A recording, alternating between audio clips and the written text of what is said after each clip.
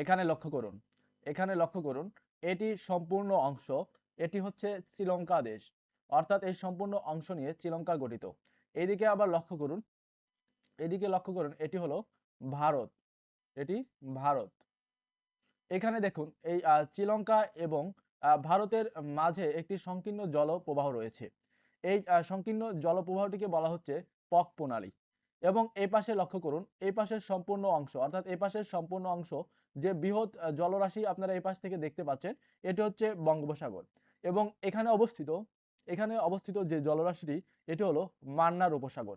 এবং এখানে দেখতে পাচ্ছেন, এটি হলো লক্ষাদ্বীপ সাগর, অর্থাৎ এটি হলো লক্ষাদ্বীপ সাগর। এবং এই লক্ষাদ্বীপ সাগর সহ এই পাশে যে জলরাশিটি, বৃহৎ জলরাশি দেখতে পাচ্ছেন, এটি হচ্ছে আরব সাগর। এটি হচ্ছে কি? আরব সাগর। অর্থাৎ এই বঙ্গোপসাগর, এই বৃহৎ বঙ্গোপসাগরকে সংযুক্ত করেছে এই পক প্রণালীর মাধ্যমে। এই পাশে রয়েছে আপনার মান্নার উপসাগর, এবং এখানে রয়েছে লক্ষাদ্বীপ, এবং এখানে রয়েছে আরব সাগর। অর্থাৎ এই পক প্রণালীর মাধ্যমে এই বঙ্গোপসাগরকে এগুলো সংযুক্ত করেছে। এবং এই পক প্রণালী এই শ্রীলঙ্কা দেশ এবং এই ভারত দেশকে এই পক প্রণালীর মাধ্যমে কিন্তু পৃথক করেছে।